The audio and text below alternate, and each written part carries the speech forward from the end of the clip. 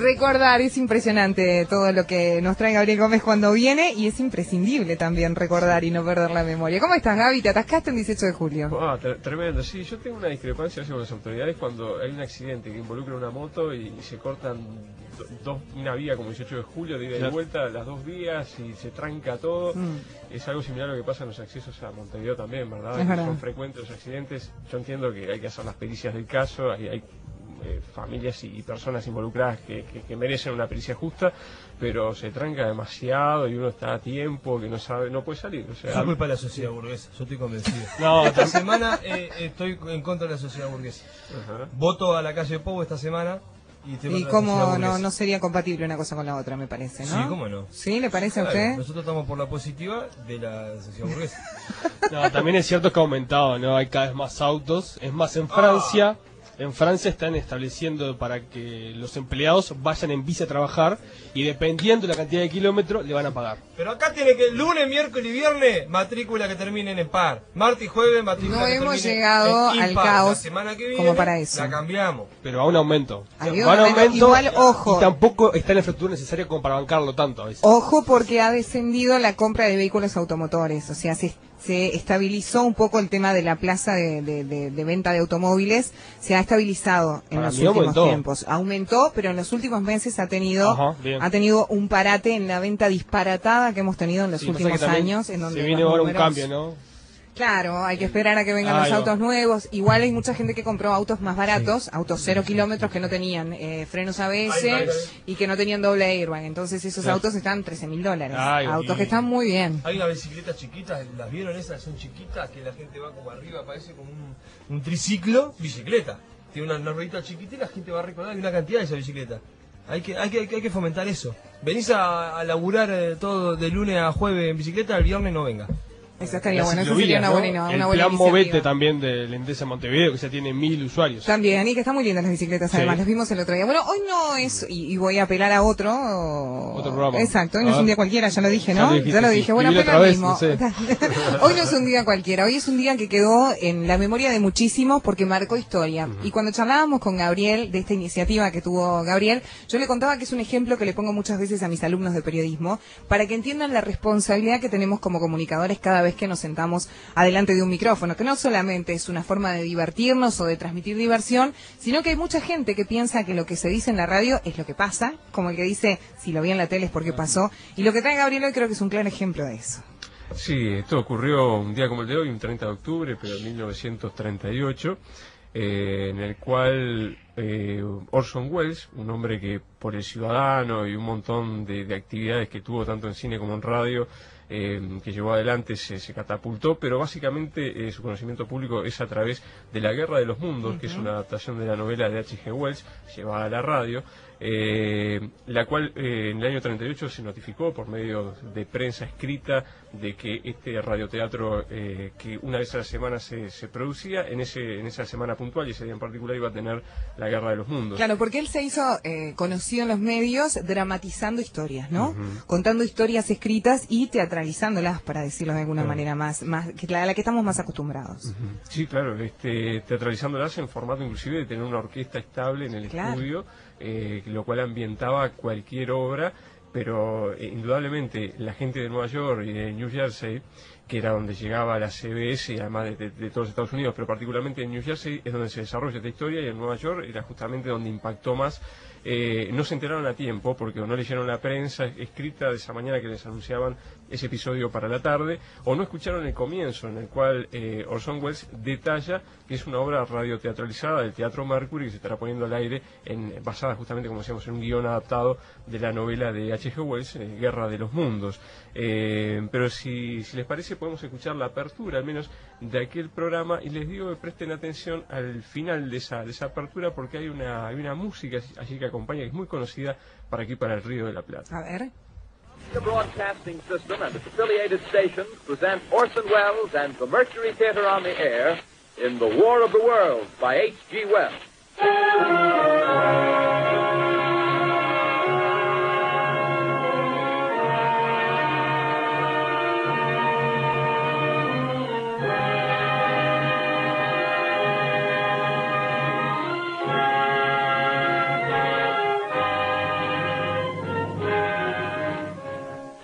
Ladies and gentlemen, the director of the Mercury Theater and star of these broadcasts, Orson Welles. We know now that in the early years of the 20th century, this world was being watched closely by intelligences greater than man's, yet as mortal as his own. We know now that as human beings busied themselves about their various concerns, they were scrutinized and studied, perhaps almost as narrowly as a man with a microscope might scrutinize the transient creatures that swarm and multiply in a drop of water. Good evening, ladies and gentlemen. From the Meridian Room in the Park Plaza Hotel in New York City, we bring you the music of Raymond Raquello and his orchestra. With a touch of the Spanish, Raymond Raquello leads off with La Capacita.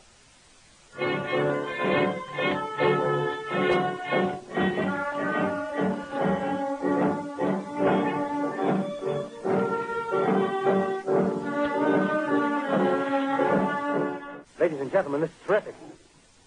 This end of the thing is beginning to flake off. The top is beginning to rotate like a screw in the... Bueno, al final lo que podemos escuchar era la comparsita, muy americanizada de repente en aquel año 38, el locutor anunciaba justamente que se iba a estar escuchando.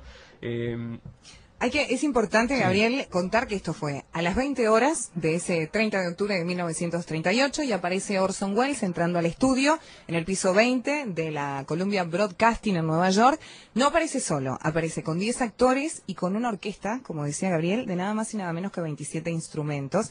Y él se disponía a interpretar esta novela, que es lo que ustedes escuchaban, La Guerra de los Mundos. La radionovela iba a seguir el formato del boletín informativo de última hora. Y esto es lo más interesante de la historia, con el que desgraciadamente los estadounidenses estaban muy familiarizados. Y también hay que ver el contexto en el que pasa esto, porque se daba en la caída, en una gran depresión con amenazas diarias, además de Hitler desde el otro lado del Atlántico, y la gente había puesto muchísima credibilidad en la radio. Lo que se decía en la radio era tomado al pie de la letra y se había convertido, por lo que dicen los estudiosos de la época, en un salvavidas para el 80% de los hogares. Ahí es que Welles, entendiendo todo esto, piensa que su radionovela, contada como una de las cientos de noticias fatídicas que las ondas radiofónicas transmitían cada día, iba a funcionar. Y funcionó. O sea, la gente se come la pastilla de que en el informativo Orson Welles, vamos a decir, parodia la Guerra de los Mundos, la gente se come que es verdad. Exacto. Que están invadiendo y ahí se desenlazan una cantidad de problemas. Era la noche de Halloween, además, ¿no? La antesala de la noche de Halloween, una noche tradicionalmente dada por bromas, y esto es parte de lo que quiere hacer Welles.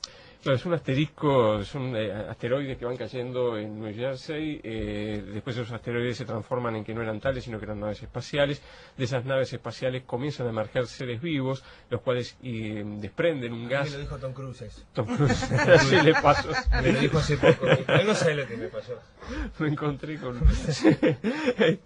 y digamos, los ciudadanos que tomaban contacto, inclusive hasta uno de los periodistas de la propia CBS con esa escena, morían por esos gases tóxicos. Después el desarrollo va a ser otro y el desenlace va a ser muy favorable para nuestro planeta. Claro, pero mientras eso iba pasando y mientras Welles iba contando todo eso, la historia lo que cuenta es que hubo suicidios en masa, accidentes de autos, muchísimos, colas kilométricas de gente que quería salir de la ciudad, y todo eso mientras, bajo esta magnífica dirección de Orson Welles, los alienígenas, como decía Gabriel, iban atacando las ciudades de New Jersey y se desataba la angustia contenida de toda una nación, ¿no? Los testimonios de la gente que escuchó esa emisión radiofónica son impresionantes. En Nueva York hubo una verdadera estampida, la gente cargaba lo que podía en sus vehículos y se iba de la ciudad. Llamaban a las estaciones de radio, llamaban a la policía, a los hospitales, las líneas estaban saturadas, colapsadas. Además, parte de este radioteatro tenía la intervención de un imitador que imitaba voces como del presidente de los Estados Unidos, de referentes políticos dando la noticia también, y bajando línea de que justamente Estados Unidos estaba perdiendo esa guerra contra estos extraterrestres. Igual solo pasa en Estados Unidos, ¿no? No sé, estás hablando de 1938 también. Y en el 2000 y antes de las Torres Gemelas la gente estaba obsesionada con que les cayera un avión del cielo y se hicieron tirar en las dos torres. Sí. La obsesión que tienen ellos con que le caen cosas del cielo es pura exclusivamente Igual hay que ubicarse en el contexto en donde la televisión no estaba vigente y donde la radio era el único lugar que tenía la gente de informarse. ¿No? Pero es realmente así. Era la radio y en un formato de un informativo serio, que vos escuches que hay una invasión alienígena y como estaba armado, de hecho, uno de los testimonios que yo les decía que son impresionantes de la gente, el realismo me atrapó, me lo tragué todo, según le iban emitiendo, esto es lo que escribía un vecino de Massachusetts unos días después. Creo que la reacción puso de manifiesto la estupidez de las masas. Esto adhiriéndonos un poco a lo que decía Paulo, esto es lo que opinaba otro ciudadano que había vivido en directo la trágica genialidad del desde entonces no tan conocido Wells. Lo que vamos a escuchar era un fragmentito de 1 minuto, al menos para aquellos que no tienen por qué saber inglés, pero el impacto de la voz, por ejemplo, de uno de los periodistas que estaban en el lugar observando lo que pasaba, una nave que comienza a abrirse, policías que le comienzan a gritar que se aleje, y en ese momento un ser ominoso, según la definición del periodista, que emerge desde esa nave y toma contacto con él. Esto es más o menos lo que vamos a estar recreando en este minuto de esa transmisión tan particular. Ladies and gentlemen, this is terrific. This end of the thing is beginning to flake off. The top is beginning to rotate like a screw, and this thing must be hollow.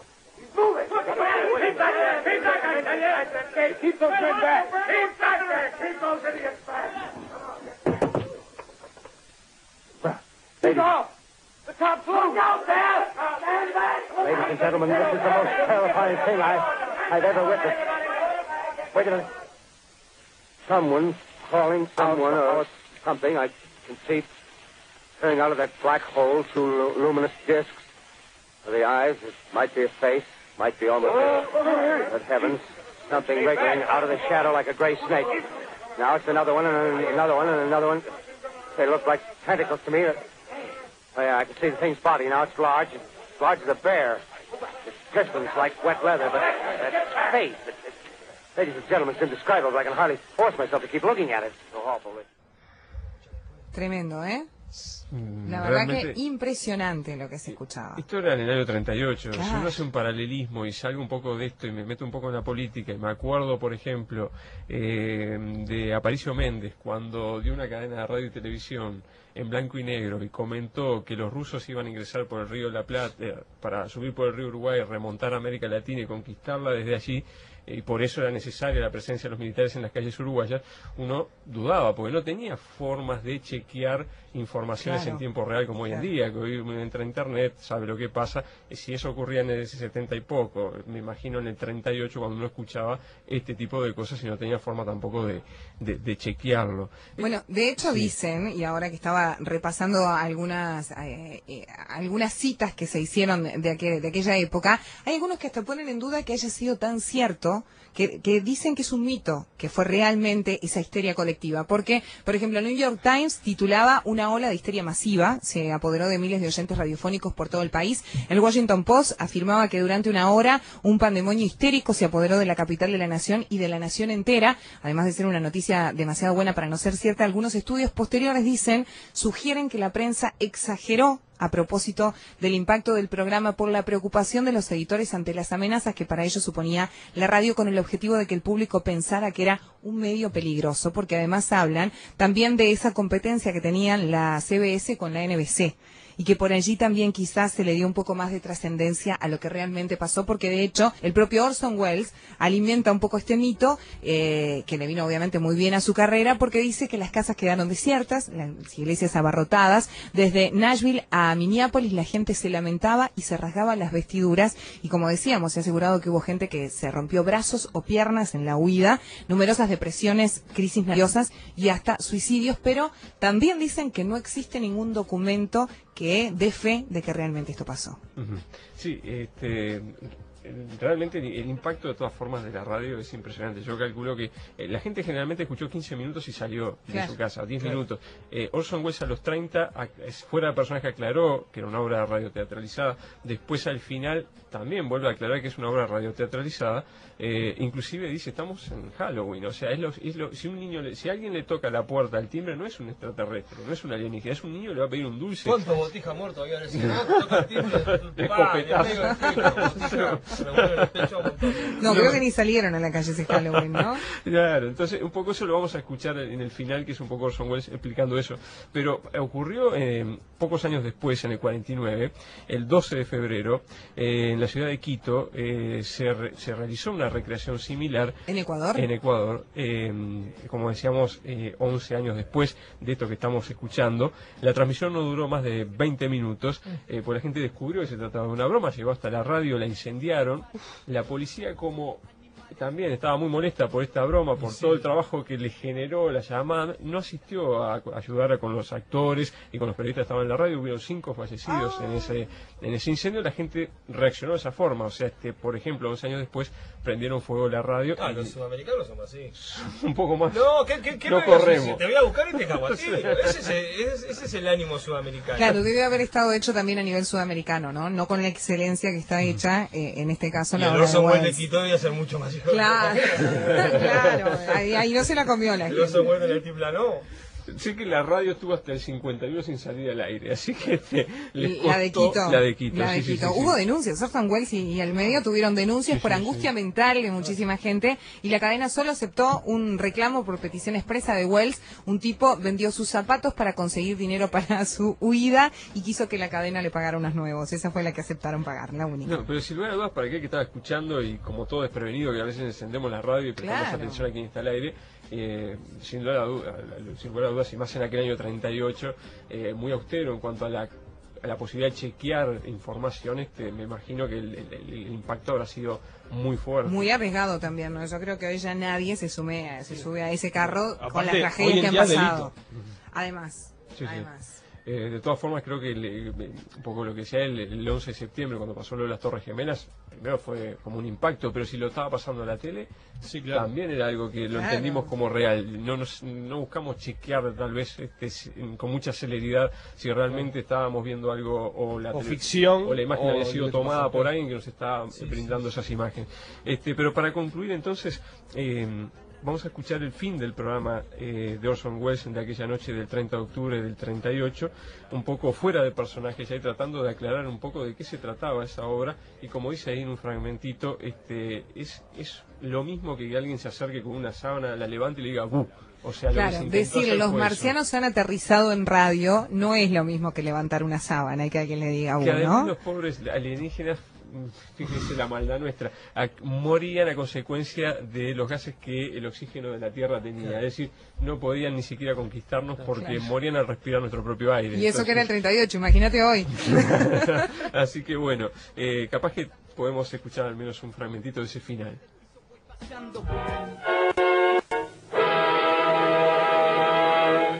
This is Orson Welles, ladies and gentlemen.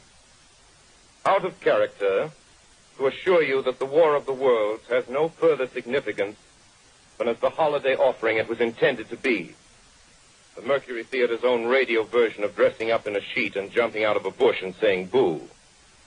Starting now, we couldn't soap all your windows and seal all your garden gates by tomorrow night, so we did the best next thing.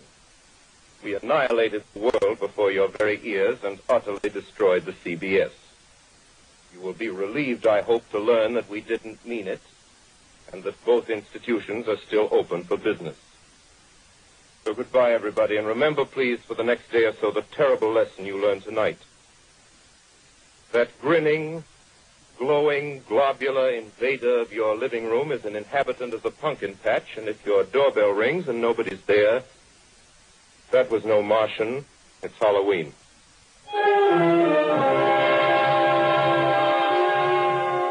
Tonight, the Columbia Broadcasting System and its affiliated stations coast to coast has brought you The War of the World by H.G. Wells. This is the Columbia Broadcasting System.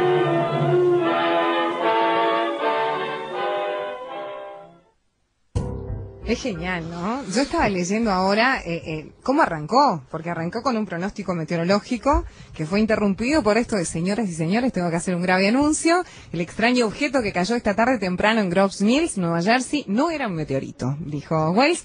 Por increíble que parezca, el objeto contiene seres extraños que, según se cree, constituyen la vanguardia de un ejército proveniente del planeta Marte. Inmediatamente después de eso se oyó una música suave, un toque sutil para mantener ansiosa a la gente, para ponerla incómoda obviamente y tenerla sobre ascuas. ¿Y qué estaba ocurriendo ahí? El locutor interrumpe la música de nuevo y el tono de su voz ya denota que se sentía nervioso, aterrorizado. Los marcianos, repugnantes criaturas de piel correosa, se estaban desplegando y la policía de Nueva Jersey se precipitaba a interceptarlos. Nuevamente se oye música, otros anuncios febriles, seguidos de silencios escalofriantes. La gente estaba pegada a sus receptores, esa gente que ya no era tanta al principio, pero que se fue sumando a esta transmisión. Se llamaba a los vecinos para que también oyeran, se telefoneaba a los parientes, obviamente para alertarlos, y a través de toda América la gente comenzó a ser presa del pánico, de Estados Unidos, por supuesto. Y ahí el locutor, nuevamente al aire, balbuceó. Conectamos ahora con Washington para dar difusión a un mensaje de emergencia nacional formulado por el secretario del Ministerio del Interior. Es genial, realmente es genial la historia de lo que pasó hace tantos años, ¿no? O sea, de cerebros que ojalá estuvieran más activos en estos tiempos para seguir contando historias de este tenor que obviamente fueron representadas en el cine muchísimos años después.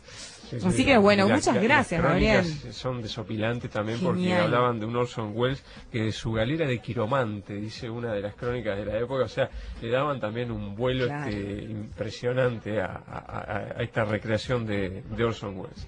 Impresionante. Bueno, como decías, aparecieron actores como haciendo del presidente de Estados Unidos, gente que gritaba que Manhattan estaba siendo invadida. La verdad que tremendo. Vale la pena escucharlo entero, obviamente. Para aquellos que no manejamos también el inglés, se nos complique, tenemos que apelar a las traducciones. Pero pueden encontrar en internet algunos trabajos que se han hecho al respecto, que están subtitulados en español, ¿verdad? Entonces uno no pierde la calidad del sonido de aquel año 38 y va enterándose y va entendiendo un poco de qué se trata. La historia es realmente atrapante. Dicen incluso que los marinos de la Armada estadounidense llegaron a ser convocados a sus barcos en los puertos de Nueva York para preparar la defensa en el caso de que fuera cierto esto de que los marcianos estaban llegando. La saturación telefónica era tan grande que la incomunicación inclusive entre las propias fuerzas de defensa, policía, ejército, sistemas de salud, era sumamente caótico.